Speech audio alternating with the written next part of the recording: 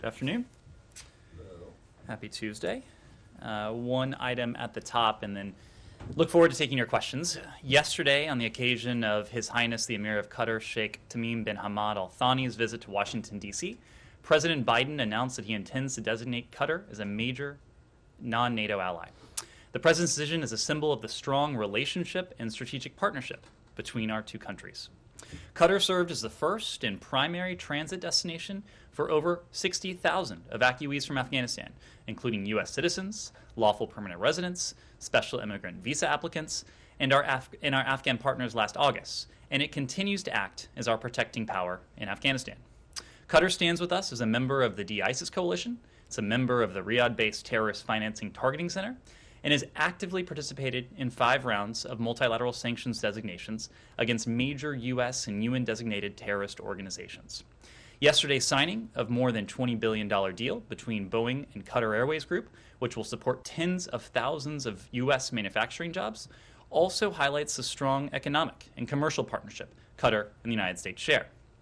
As we celebrate the 50th anniversary of U.S.-Qatar diplomatic relations this year, we look forward to building on our strong foundation with an eye to the next 50 years of partnership between the United States and Qatar. With that, happy to take your questions on this or anything else. I think it won't surprise you that I would like to move to Ukraine. Okay. Although if someone does have a question about Qatar and major non-NATO allies status, I'm happy to defer. But if not, Ukraine. So recognizing that a lot has been said today about Ukraine by President Putin, by Foreign Minister Lavrov, by Secretary Blinken on Twitter, by senior U.S. officials, is there anything new that you can report to us in terms of the diplomacy and what that will look like going forward? You will have seen that Putin said that he was open to continued talks, but there doesn't seem to be any kind of, at least not yet, there doesn't seem to be any kind of definite timetable for that. So Matt, as you know, we issued a written readout of the Secretary's call with Foreign Minister Lavrov earlier today. I won't go through that as everyone has it now, but I'll make a couple other broad points.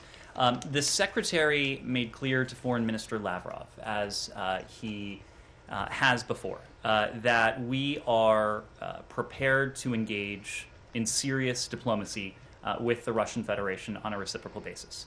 He also made clear that the non-paper we sent over, our response to the so-called treaties that the Russian Federation published the other week, contain a wide range of serious substantive proposals.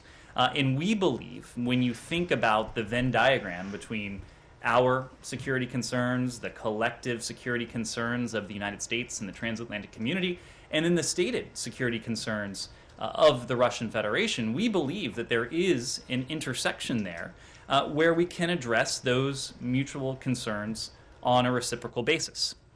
Those, of course, include our concerns, the concerns of our allies and partners, but also the stated security concerns of the Russians. Now, that will require intensive, substantive, serious, sustained diplomacy if we are to get there. We are prepared for that. The Secretary also made the point that this diplomacy, if it is to bear fruit, will need to take place in a context of de-escalation. That is something, of course, that we have yet to see. We heard from Foreign Minister Lavrov this morning, and I will primarily leave it to the Russians to characterize their response, but that we heard again that they are working on a formal response to the U.S. non-paper that was sent over the other day. That draft will go to President Putin, as we have known and expected all along. And when President Putin has a chance to review it and approve it, it will be coming to the United States. We understand that once that takes place, the Russians, too, are willing to engage in continued dialogue. As to what form, as to the timing, that will depend on the receipt of the Russian response to our response. So you keep talking about this Venn diagram with the overlapping areas, but the thing is that President Putin said today that you guys have ignored their main requests, and that's not exactly true. You guys haven't ignored them. You've just flat out rejected them and told them that they're non-starters and you're not going to.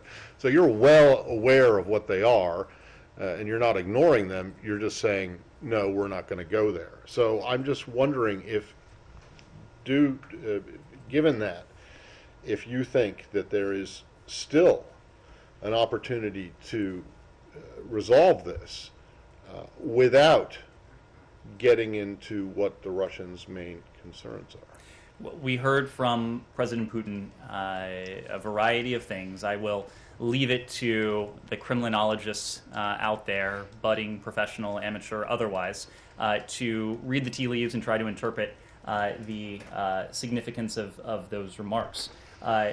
For our part, we don't necessarily need to do that because we know that a formal response from the Russian Federation is forthcoming. We heard that again today from Foreign Minister Lavrov.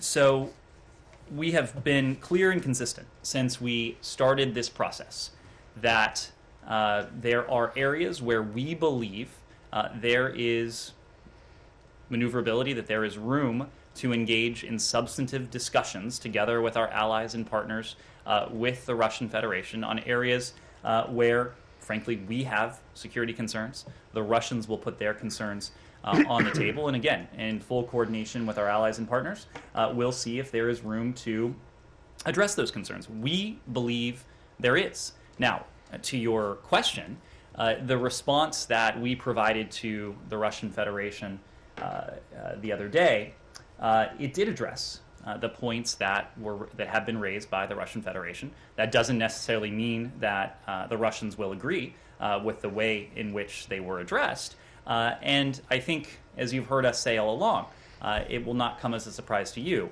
that there are some areas where we think diplomacy can lead to progress, can redound positively on the security interests of the United States, of the transatlantic community, but also potentially Russia, while other areas are non-starters. And those areas that we've said all along are non-starters. The idea that a country, any other country, can impinge on the security arrangements, the alliances, the partnerships of another country, the inviolability of international borders, sovereignty, territorial integrity. You're right that there is no trade space, none, when it comes to those issues. That should not, and I assume did not, come as a surprise to the Russian Federation or to anyone else as we described what was in our response, because we've been crystal clear about that. Francesco. How do you envision this intensive, substantive, sustained, serious diplomacy we're talking about? Is this going into rounds of negotiations in Geneva over 1-2 years with Russia? Is that what you're envisioning? I don't think that time frame is what any of us have in mind as an initial matter, at least. What I can say is that for the past several weeks, we have been, together with our allies and partners, engaged in diplomacy with the Russian Federation in a variety of venues and fora. We have done this bilaterally through the Strategic Stability Dialogue that Deputy Secretary Sherman engaged in with her Russian counterpart, Mr. Ryabkov, in Geneva the other week. We have done this in the context of the NATO-Russia Council, together with our NATO allies. We've done this in the context of the OSCE, with all of the participating member states of the OSCE, of course, of which Russia is a member. And Secretary Blinken had an opportunity, again bilaterally, but outside the formal SSD context, the context of the Strategic Stability Dialogue, to engage with Foreign Minister Lavrov in Geneva the other week. So we are prepared to continue through all of those venues, through all of those fora. What matters most to us is that our diplomacy, our collective engagement with the Russian Federation continues to be conducted in full consultation and coordination with our partners and allies. Oftentimes, that will take place, we expect, with our allies and partners sitting next to us at the table, as would happen at the NATO-Russia Council, at the OSCE. If it were to involve another bilateral engagement, which we are open to, we would continue to do that in full consultation and coordination with our allies and partners. Nothing about without. That is not a mantra that we are ever going to abandon or discount in any way. And I think you actually saw that today after Secretary Blinken had an opportunity to speak with Foreign Minister Lavrov. He then immediately picked up the phone and spoke with NATO Secretary General Jens Stoltenberg, OSCE Chairman in Office Zbigniew Rau, EU High Representative Josep Borrell.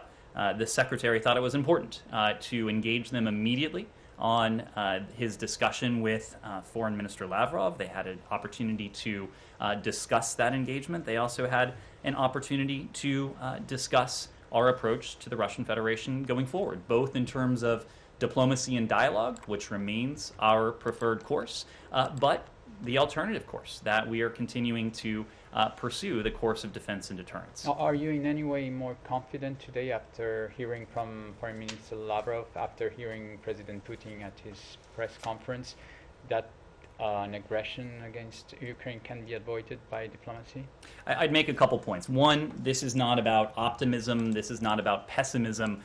This is about a clear-eyed approach to what to us and what to our allies and partners is a clear threat to international peace and security. So these emotions, these orientations, one way or another, to us, it is about the stakes of this, and the stakes for us are very clear. Number two, again, we are just not going to be in the business of parsing, certainly not publicly, statements we hear from senior Russian officials, because we understand again today that we'll be in receipt of a formal response that has been approved by President Putin that presumably will detail precisely and in specific language where the Russian Federation stands. Andrea. Thank you, Ned. Speaking of time frames, is there a time frame beyond which, if you don't see any signs of de-escalation, there could be a number of steps? There's pressure from the Senate, in fact, for sanctions before any kind of kinetic action. Could the U.S., is there some limit to how long you can have 130,000 plus troops and other military equipment, missiles in Belarus? And if I may just say something also on a point of personal privilege.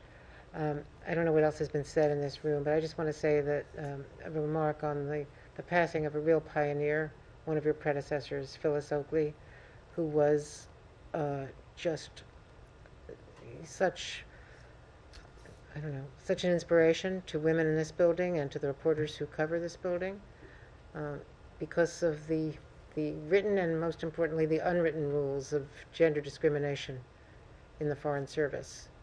And she really persevered and broke through. So she was a great standard bearer. Among other titles, she was an Assistant Secretary of State. She was also a Deputy Spokesperson and spent some time speaking to your predecessors as well.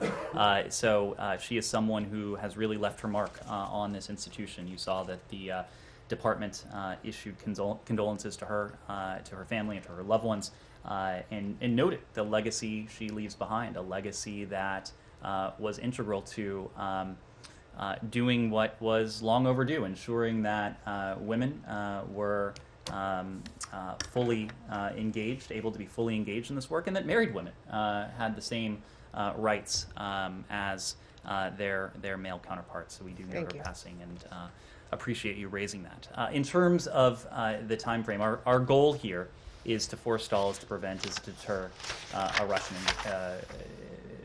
a further Russian invasion of Ukraine. So only the Russian Federation can determine how long this goes on for.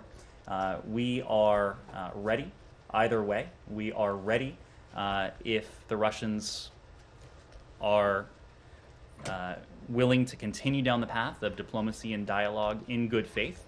Again, knowing that this is a process that, if it is to be effective, has to take place in the context of de-escalation.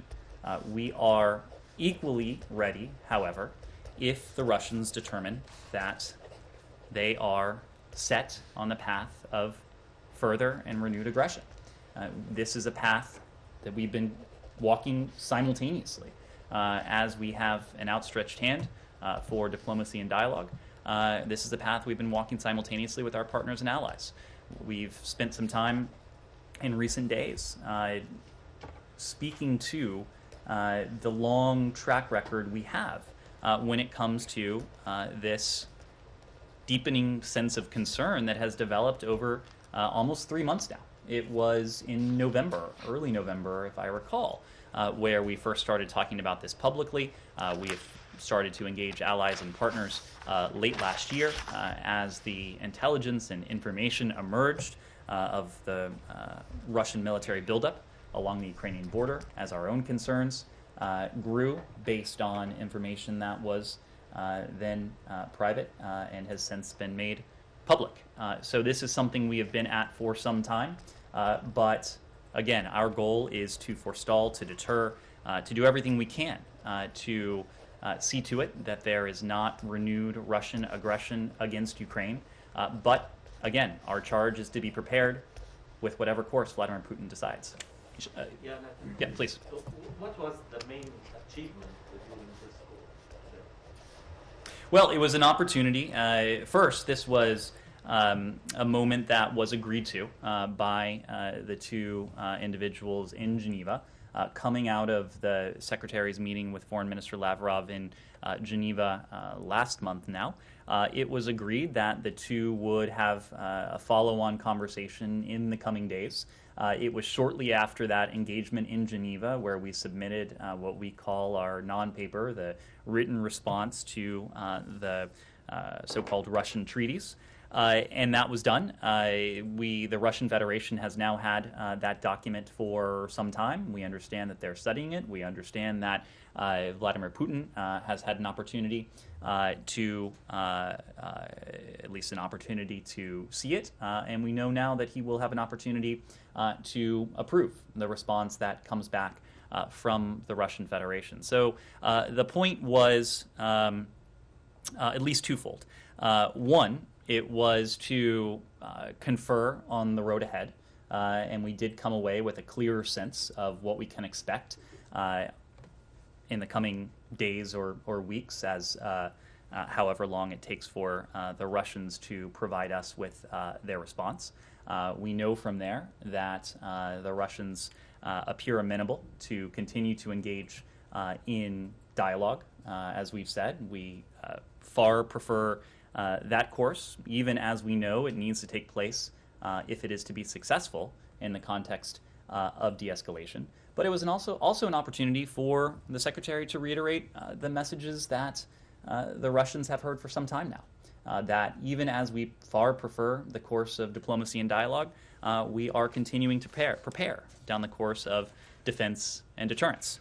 And so we had an opportunity again today to reinforce the idea of the high costs, the substantial costs, the sudden costs that would befall the Russian Federation if this aggression were to go forward. Simon. Now that Secretary Blinken and Foreign Minister Lavrov have now spoken twice, they've exchanged papers. Now you said the response will go through Putin, and then afterwards Blinken and Lavrov will speak again. I wonder, is it then time, because there doesn't seem to be anything changing in terms of both sides' position, is it then time for the two presidents to speak again after that response has come? Does it need to escalate to that level? It really depends on where we are. You've heard repeatedly from President Biden, I believe most recently during his press conference last month now, that he and we remain open and amenable to another leader-level engagement between President Biden and President Putin. They've had an opportunity to speak on the phone.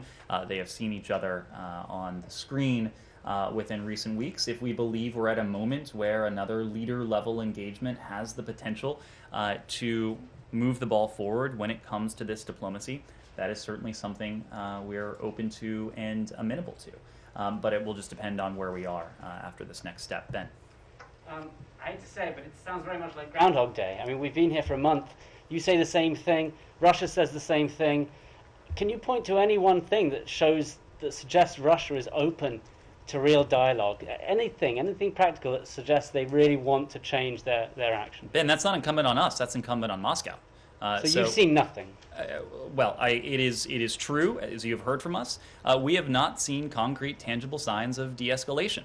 That is what we have continued to convey that we need to see if this dialogue, if this diplomacy is going to bear fruit. But to your question, we are not waiting on signs of de-escalation. We are not sitting on our hands calling for de-escalation, and we are moving forward as quickly and resolutely as we can to proceed down this path of defense and deterrence. Again, this is about defensive steps that we are taking as an alliance, as a NATO alliance, defensive steps that we are taking to shore up the defenses of our partner, Ukraine, steps that we are taking to deter a Russian invasion or renewed Russian aggression against Ukraine. Some of that is consistent with the defensive steps that we've taken. Some of that lies in the fact that we've been very clear, not only the United States, but our European allies and others, about the massive costs, economic, financial, and otherwise, that would befall the Russian Federation if an invasion, renewed aggression, were to go forward. You've already seen manifestations of those costs even in advance of the imposition of any new sanctions or authorities on the Russian Federation. We've talked about this before, but the Russian stock market has declined significantly. The value of the ruble has declined significantly. Market participants are growing increasingly pessimistic about the implications of the sanctions and the economic measures that we've talked about were they to go forward. So that, I think, is just a preview of what would transpire were these measures to be fully put into place. So, to recap, that is a question that is best addressed to Moscow. It's incumbent on Moscow to de-escalate. We are not waiting for de-escalation. We are open and prepared to engage, continue to engage in diplomacy, but we are also moving ahead swiftly down the path of defense and deterrence. And there was some confusion about the letter that was received yesterday. A few senior administration officials appeared to say that was the letter from Russia they were expecting. It was reported, and does that suggest that you don't know what's coming in that letter? That well could have been the letter when you first saw it? Why the confusion? No, there was never an intention to suggest that was the formal response from the Russian Federation. What one of your colleagues reported and what you heard from senior State Department officials yesterday is that we received a follow-up from the Russian Federation. I will leave it to Foreign Minister Lavrov and the Russians to characterize what exactly they intended by that, but Foreign Minister Lavrov spoke to this missive publicly over the weekend, and we understand again today that we'll be receiving a formal response from the Russian Federation once it has been approved by President Putin. Yes? Can I warn you, though, that in Ben's first question, since tomorrow literally is Groundhog Day, you should expect the same question again. I may have a similar answer. Yes, And in which case it would just it would be in keeping prove with- the prophecy true. Yes, please. This is on TV and Discovery from Yes, Poland. yes. Andrea mentioned sanctions, and as diplomacy seems to be going nowhere now, isn't it high time to start strengthening the eastern flank of NATO? And you mentioned Polish Foreign Minister Zbigniew Rau a moment ago. He is coming here tomorrow, and he will be talking about that. And he's also meeting with Secretary Blinken later this week. So could you preview those talks with the secretary, between the minister and the secretary? So to your first question, isn't it time to strengthen the eastern flank of NATO? The answer is unambiguously yes. We have been talking about that for weeks now. And in fact, we have taken concrete steps, some of which have been announced by the Department of Defense, to place thousands of troops, U.S. service members, at a heightened state of readiness should they be called into service by the North Atlantic Council. We have worked concertedly with our NATO allies, including our allies on the eastern flank, to work with them to prepare for the eventuality, possibility, of further Russian aggression. We will continue to take steps to reassure, to reinforce defensive steps NATO's eastern flank, because we agree it is important. When it comes to the Polish foreign minister, as you noted, as I noted earlier, the secretary had an opportunity to speak both with him, with the EU High Representative Josep Borrell, and the NATO Secretary General today. We will continue to engage with our Polish allies, both in the context of the OSCE, and the engagement today was in the foreign minister's role as the chairman in office of the OSCE, but also as a valued and important NATO ally. I don't want to get ahead of those discussions, but this gets back to your question. We will continue to show our support in many different forms for our NATO allies, those on the eastern flank, our NATO allies throughout the continent. Now, what you said was putting those troops on heightened alert. What about sending troops now to the eastern flank before any aggression that Russia may perpetrate? Well, I don't want to speak for the Department of Defense. I don't want to speak for the White House, but I will tell you that we are taking and are considering a number of steps that will reinforce the message of defense and deterrence. Some of that is with regard to the unprecedented levels of defensive security assistance that we provided to our Ukrainian partners. Some of that is in the authorization, the expedited authorization that we provided to our NATO allies, including our Baltic allies, to provide U.S. origin equipment to Ukraine. But again, we are taking steps in the vein of defense and deterrence, working closely with our allies on the eastern flank to reassure and to reinforce their own defenses. Yes? In terms of NATO and U.S.-European unity, do you find that Viktor Orban visit to Moscow and press conference with Putin is helpful in any way?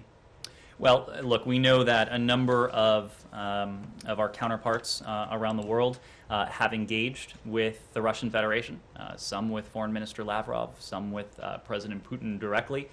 We have consistently said that we support dialogue, we support diplomacy that is conducted as we have in full coordination and consultation with the alliance. That has been the North Star of our engagement with the Russians when our allies are not sitting next to us physically at the table.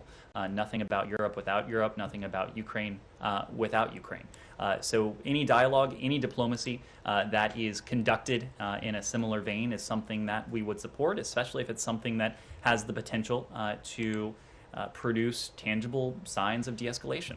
Was it the case for the Hungarian Prime Minister? I will leave it to our Hungarian allies to characterize their engagement with the Russian Federation. Courtney. Thanks. Just another follow-up on Andrea's question earlier. I mean, about the deadline for de-escalation, rather. I mean, you've referred to economic and other penalties in the event of further and renewed aggression. But does that mean that the status quo can endure indefinitely as you continue hoping for a diplomatic breakthrough? I don't think anyone wants to see the status quo endure indefinitely. And I say that because this massive Russian buildup along the border with Ukraine, the dispatch of troops into what should be sovereign, independent territory of Belarus, all of this heightens tensions. All of this increases the possibility of, whether by accident, whether by miscalculation, whether by the fabrication of pretext, that this buildup gives way to conflict. That is certainly not something we want to see happen. So no one is happy about the current situation. No one wants to see this buildup remain as it is for any longer than is necessary. That's why we've continued to call for de-escalation, and why we have continued to call for tangible signs of de-escalation. Let me move back to Peter. Yeah, I wanted to actually to follow up on that same point. I mean, because all of this seems to put the US in a very kind of reactive position where there's a risk of State Department priorities being set by Vladimir Putin, is there a point at which this diplomatic process, taking up so much of the secretary's time, so much of other senior officials' time, and ultimately surely detracting from efforts to pivot to Asia and focus on competition with China, is there a point at which this just needs to end? We're a large country. We're a large department. Not to use once more an overused metaphor, but we can walk and chew gum at the same time. In recent days alone, you've seen the president, you've seen the secretary engage with the Emir of Qatar. You're seeing him today with his Cypriot counterpart. You're seeing us engage on any number of challenges and opportunities in the region. So it is not the case that even as we are intently focused on a challenge, even something we might call a crisis like this, that it crowds out our ability to focus on the other challenges, the other opportunities that faces the United States. So there's no time limit? Again, we do not want to see this escalation of tensions last any longer than is necessary. We are calling for immediate de-escalation. That is what we want to see happen. Yes? Were you able to achieve an agreement with Qatar regarding providing Europe with gas in case of a crisis? This is something, when we talk about the contingency planning that we do, not necessarily in the vein of defense and deterrence, but in the vein of prudent planning that we've discussed with a number of energy-producing countries around the world. We know that the strength, we know that the severity, we know that the suddenness of the measures that we are prepared to put in place on the Russian Federation could have impacts well beyond Russia, including in terms of energy supplies. And so that's why we have had regular, frequent, substantive conversations with countries around the world on how we might mitigate some of those impacts, and we certainly believe we'll be in a position to do so. Can we move to Israel? Amnesty came out with this report accusing Israel of imposing apartheid on the Palestinians with policies of segregation, dispossession, and exclusion that amount to crimes against humanity. What's the U.S. government's response to that? Do you agree with the conclusions of this report, and do you share those concerns about the situation there in Israel? Well, Simon, you know that as a general matter, we don't offer public comprehensive evaluations of reports by outside groups. We have our own rigorous standards and processes for making determinations on potential human rights abuses, for documenting what we see take place around the world, including on an annual basis in the Human Rights Report. What I will say, however, is that we reject the view that Israel's actions constitute apartheid. The department's own reports have never used such terminology. We are committed to promoting respect for human rights in Israel and the West Bank and the Gaza Strip. We have an enduring partnership with Israel, and we discuss a wide range of issues with our Israeli counterparts, including those related to human rights. We support the efforts of the Israeli government, of the Palestinian Authority, alongside human rights activists, to ensure accountability for human rights violations and abuses. And we continue to emphasize to Israel and to the Palestinian Authority the need to refrain, as you've heard us say repeatedly, from unilateral actions that exacerbate tensions. This includes the annexation of territory, settlement activity, demolitions, incitement of violence, and the providing of compensations for individuals imprisoned for acts of terrorism. We take all allegations of human rights abuses seriously. That is true around the world, including allegations of arbitrary detention, and we continue around the world to urge respect for human rights. Do you think it comes from a place of anti-Semitism to make those accusations? That's what Israel's response to Amnesty has been. We have had an opportunity to speak about this with our Israeli counterparts. They have conveyed their objections to the report. As we've noted, we don't offer our own public comprehensive evaluations of reports, but we certainly reject the label that has been attached to this. When speaking about Israel, one other point here, we think that it is important, as the world's only Jewish state, that the Jewish people must not be denied their right to self-determination, and we must ensure there isn't a double standard being applied. Ned, it may be true that you don't offer public comprehensive evaluations of outside reports, but you certainly cite them quite a bit in your own human rights report. And I went back and looked, and in terms of just the last human rights report cited Amnesty International on Ethiopia, on Cuba, on China and Xinjiang, on Iran, on Burma, on Syria, on Cuba, and those references are endorsements of what this group, Amnesty, and then other groups as well that are cited as well, have found. Why is it that, without taking a stand or making a judgment about the findings of this particular report, why is it that all criticism of Israel but from these groups is almost always rejected by the U.S. and yet accepted, welcomed, and endorsed when it comes out when the criticism is of other countries, notably countries with which you have significant policy differences? Matt, I would make a couple points. Number one, when we include a footnote in something like these aren't footnotes, Ned. These are when we cite, yes. which it's a game of semantics, I suppose, but whether you call it a citation or a footnote. Well, when it says in the report, Amnesty International found this X in Xinjiang with the Uyghurs, and we we determine that we think that it's a genocide, and you guys come out and cite that and say, well, we also agree that it's a genocide. That is a far cry, Matt, from saying that we have comprehensive agreement with a third-party report that was produced by an outside group. So it's just when it's criticism of Israel that you feel free to disagree? Where have you ever disagreed with an Amnesty report or a human rights report on a country such as Iran? This is not, Matt, China? this is not about any outside group. This is about our vehement disagreement with a certain finding in a report by an outside group. Okay. There are plenty of times where we cite, as you said, outside groups in our own reports. We cite the facts that they have uncovered, that they have put forward. But I don't think you're going to find any citation in any State Department document. And I don't think I'll regret saying this, that says the department agrees on a comprehensive basis with absolutely everything that's in this report. Barbara. Is it the department's view that human rights abuses resulting from occupation are discrete events rather than resulting from discriminatory policies or discriminatory systems that are backed up by law? Barbara, we document this comprehensively in our own human rights reports.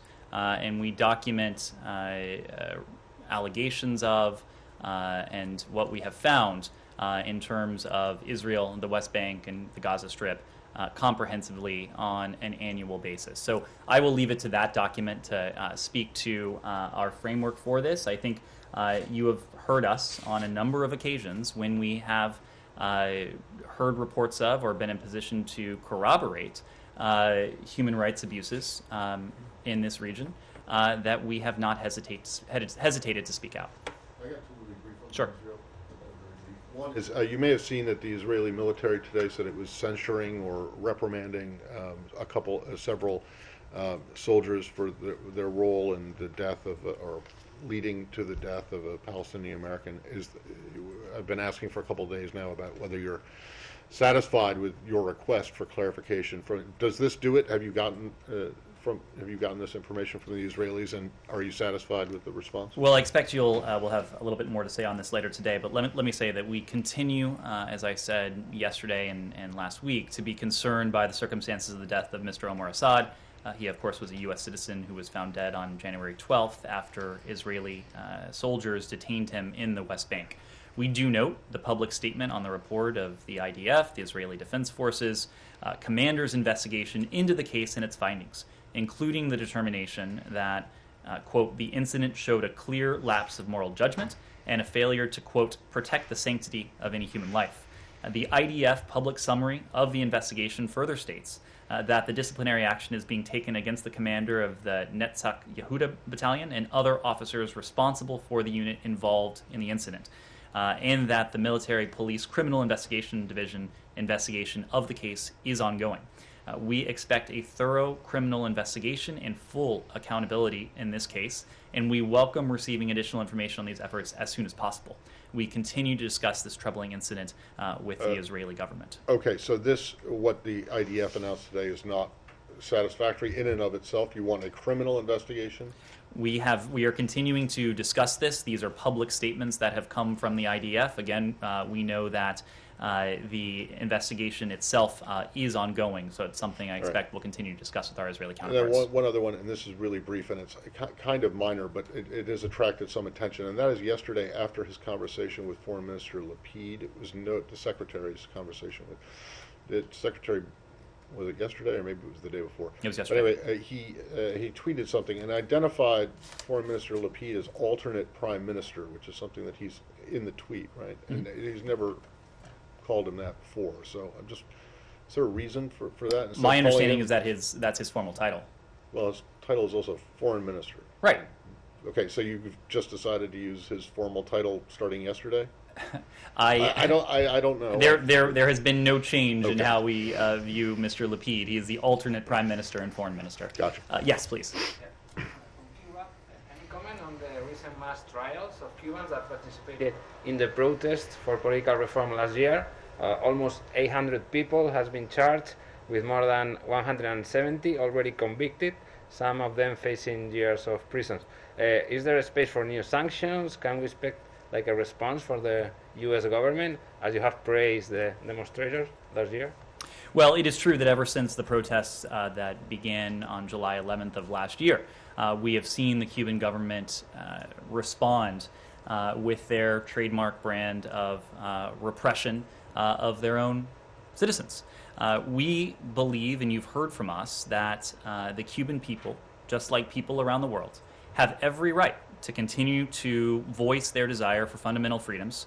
And we condemn the failures of the Cuban government to protect those universal rights and the failure of the Cuban government to meet the most basic needs of the people. Again, rather than focusing on its own provision of services, its own governance, the protection of rights within Cuban society, the Cuban regime has responded with repression. And it was just last month that the so-called Damas de Blanco were imprisoned for doing nothing more than exercising what should be a universal right. We support the rights of Cubans and people everywhere to exercise their freedom of expression and peaceful assembly.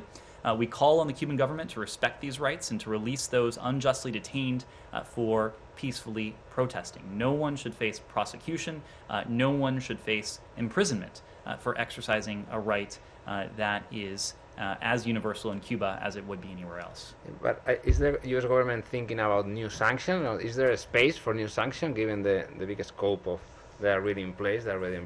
Well, ever since July 11th of last year, we have enacted a series of measures to promote accountability against those individuals and entities within the Cuban government who are responsible for this repression, who are responsible for the violent crackdowns on peaceful protesters last summer and in the ensuing weeks. So we will continue to look to ways to promote accountability and to uphold and protect and promote what should be the universal rights of the Cuban people. Yes, Ben. Yesterday, the New York Times sued the State Department over some freedom of information requests that the State Department has not been responding to. These are in relation to Romanian embassy emails sent between 2015 and 2019 that mention a number of international business people, including the President's son, Hunter Biden. Do you have any comment on that? Why is it taking so long to release these emails? I don't have a comment on pending litigation. As you know, Ben, when it comes to FOIA requests, we process these as expeditiously as we can. We are committed to, and we always do, follow the law when it comes to that. But administration, the family members of administration officials should not be able to reach out to the State Department for their own personal business dealings, correct? Ben, I don't know to what you're referring specifically, the but content of these emails suggests that you have heard from Secretary Blinken that this department is committed to exercising and wielding the highest standards of conduct in office. The only thing that undergirds our decisions and decision making is the national interest. Yes. Two questions. Yesterday at the UN Security Council, India abstained from the vote on whether to pursue the discussion. Russian officials have thanked India for this abstention. Were you disappointed? Again, I think what we saw in the Security Council yesterday were countries from around the world voicing their concern with this Russian military buildup that has needlessly provoked a crisis, an international threat to peace and security, the very reason the UN Security Council took this matter up in the first place. And you heard from a variety of countries that the international community is firmly behind the path of diplomacy and dialogue. That's what we heard coming out loud and clear of the UN session yesterday. Sure.